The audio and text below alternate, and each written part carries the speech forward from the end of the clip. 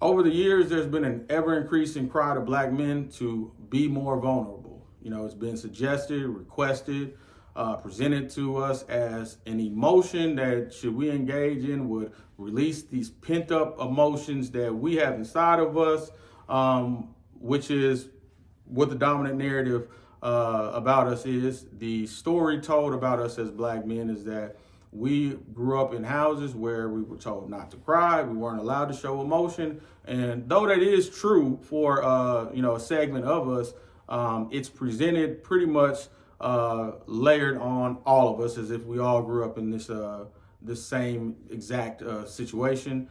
And overall, generally speaking, though unspoken, I think by default we're viewed as emotionally defunct.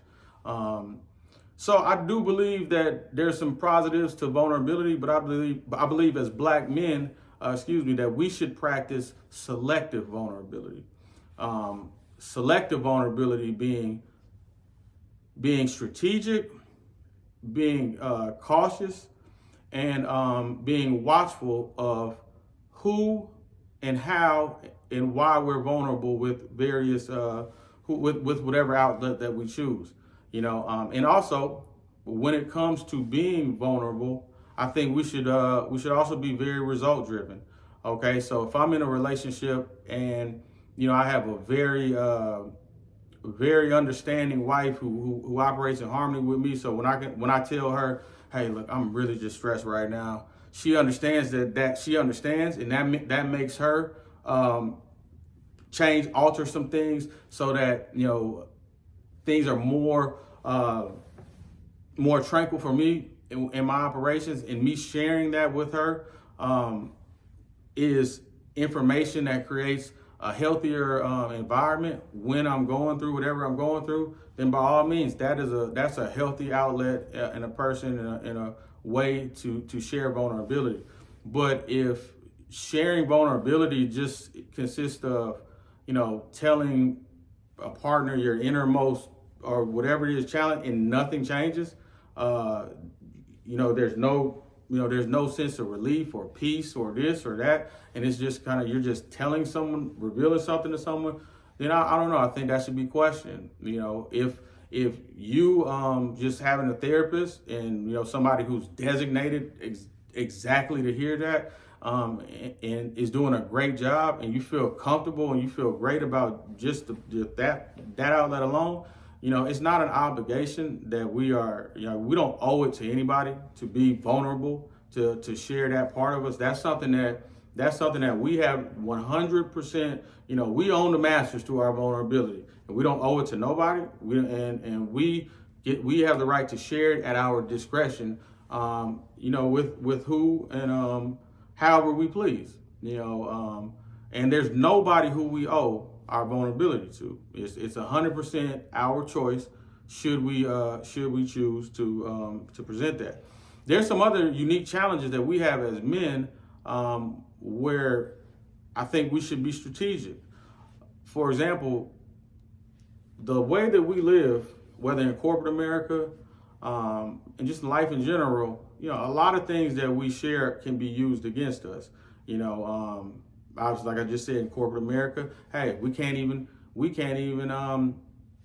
share the luxuries or some of the spoils that we're able to afford when we reach certain levels, because in fear that the fact that we're doing so well might put our career in jeopardy. We don't share a lot of things because we've experienced in the corporate side sharing something thinking it was just in passing, and then the meeting starts and, hey, I don't think Rob is focused because he's building a side business. We've experienced that.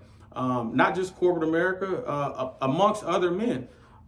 It's not wise as a man for a lot of too many people to know your weaknesses. Certain challenges that you have. There's still a level of competition, social dominance amongst men, and not everybody's going to hear about a challenge and a struggle and be like, oh man, I hope you get over it. I hope you get.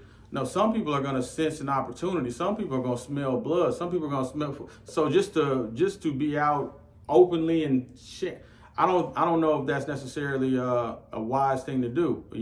And to give anyone ammunition to potentially use against you just sharing, I don't know. Sometimes I see, brothers be very vulnerable, whether on a Facebook post and they're sharing this and mental this, and I understand that in having certain outlets, but at the same time, if I'm hiring, I need, I need a coder, right? I could choose out of two coders.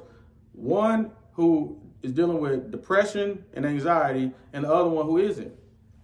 I mean, hey, I mean, how can I not pick the one? How can I not factor that in? And that's information that I don't have to know. It's information that doesn't have to be shared. Also, we have professionals that we can actually seek professional help with. We actually can talk to actual therapists, right?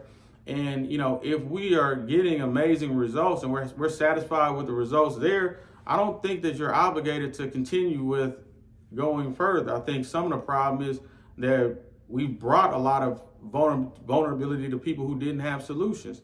Lastly, one of the elephants in the room is that the very segment of people who are calling on us to be vulnerable, women, black women, many of them have violated that sacred trust in being vulnerable by weaponizing vulnerable information that men shared with them when they were mad or in a fight. I know several men that shared something that was going on with them or issue they were dealing with mental, only to go get in a fight. Now you just having one of your episodes, shared deeply personal things with family, only to get in a fight or dispute. And and that's why so and so.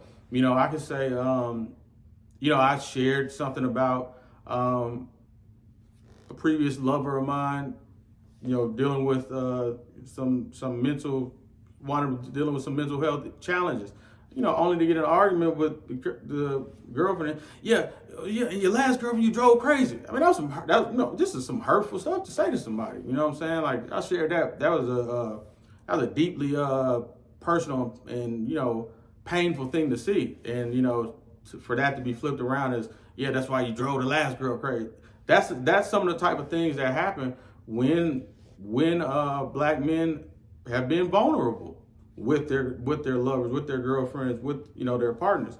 And I'm not saying that happens every time someone does that, but if you think that I'm making this up, just ask a black man. Have you ever been vulnerable with someone and it be used against you?